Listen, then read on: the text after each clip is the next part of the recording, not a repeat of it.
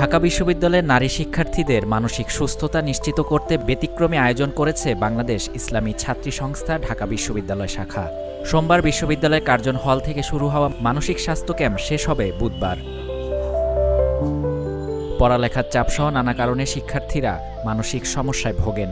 নিয়মিতভাবে এমন মানসিক স্বাস্থ্য ক্যাম্প আয়োজনের দাবিও করেন শিক্ষার্থীরা। আমি ফিজিক্স ডিপার্টমেন্টের স্টুডেন্ট, তো আমাদের অনেক প্রেশার থাকে আর কি, আমাদের ল্যাবে প্রেশার অ্যান্ড কোর্সের প্রেশার সব কিছু মিলায়। তো দেখা যায় যে অনেক সময় আমরা সব কিছু কম্পাইল করে করতে পারতেছি না, যার কারণে টেনসড হয়ে যায়, ডিপ্রেসড হয়ে যায়, অনেক সময় অনেক অ্যাংজাইটি ফিল হয়। যার কারণে এটা যেহেতু আমাদের এখানে হয়েছে, এখানে হওয়ার কারণে এখন শেয়ার করতে পারতেছি কারোর সাথে। আমি যে প্রবলেমগুলো ফেস করতেছি ওগুলো কি পার্মানেন্ট কিনা, বা আমি এখন প্রেশারের মধ্যে আছি এই কারণে ফিল হচ্ছে, এই ব্যাপারগুলো আসলে জানা যায়। সো এইখান থেকে আমি বলবো যে ডেফিনেটলি অনেক ভালো। এরকম আয়োজন যদি থাকে তাহলে ভালো হবে, কারণ অনেক সময় দেখা যায় কি আমাদের মধ্যে অনেকেই দেখা যায় যে ডিপ্রেসড হয়ে গেছে, বাট সেটা আইডেন্টিফাই করতে পারে নাই। আয়োজকরা বলছেন মানসিক স্বাস্থ্য নিয়ে অনেকেই কথা বলতে চান না, এখনও সমাজে এটা ট্যাবু হিসেবে কাজ করে। এই ট্যাবু ভাঙতে ছাত্রী সংস্থার এই আয়োজন। বাংলাদেশ ইসলামী ছাত্রী সংস্থা ঢাকা বিশ্ববিদ্যালয় শাখার পক্ষ থেকে 4 দিনব্যাপী মানসিক স্বাস্থ্য ক্যাম্পের আয়োজন করেছি আমরা। আসলে শারীরিক স্বাস্থ্যের পাশাপাশি মানসিক স্বাস্থ্য সমান গুরুত্বপূর্ণ।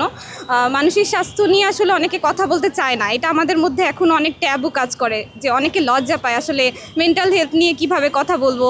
কিন্তু ক্যাম্পাসে আমরা যতটুকু দেখি আসলে প্রত্যেকটা স্টুডেন্ট তাদের ক্যারিয়ার নিয়ে বলেন, তাদের মানসিক চাপে যে ভুগে, পড়াশোনা নিয়েও অনেক বেশি স্ট্রেসের মধ্যে থাকে, এবং আমরা জানি আমাদের সুইসাইডের হার প্রতিনিয়ত অনেক বাড়তেছে। তো আমরা এই ট্যাবুটা ভাঙতে চাই, এবং মানসিক স্বাস্থ্য যে আসলে সমান গুরুত্বপূর্ণ, এবং এটা নিয়েও যে আমাদের সেশনের প্রয়োজন আছে, ক্যাম্পিংয়ের প্রয়োজন আছে, এটার মাধ্যমে আমাদের আজকে ক্যাম্পের এটাই উদ্দেশ্য আর কি। ওদের স্বপ্ন পূরণে পাশে থাকতে পেরে আমরা গর্বিত। গবেষণা বলছে বাংলাদেশের 26% মানুষ মানসিক যন্ত্রণায় ভুগছে বা মানসিকভাবে সুস্থ থাকার লড়াই করছে।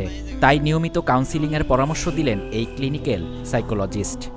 বিশ্ব স্বাস্থ্য সংস্থার জরিপ অনুযায়ী বাংলাদেশের শতকরা 16.5% মানুষ কোনো না কোনোভাবে মানসিক অসুবিধার ভিতরে দিয়ে যাচ্ছে। এটা হয়তো ছোট মানসিক সমস্যা হতে পারে, বড় মানসিক সমস্যা হতে পারে, সেটা হতে পারে একটা মানসিক চাপ, সেটা হতে পারে schizophrenia, bipolar mood disorder, whatever, যে কোনো কিছু হতে পারে। যে বাংলাদেশের প্রায় 2.5 কোটি মানুষ কোনো না কোনোভাবে মানসিক অসুবিধার ভিতর দিয়ে যাচ্ছে। তো এই 2.5 কোটি মানুষকে সেবার আওতায় না নিয়ে আসতে পারলে সেটা দেশের জন্য কিন্তু একটা দায়। সেই দায় থেকেই টোকেন হিসেবে ইসলামী ছাত্র সংস্থা এই আয়োজন করেছে।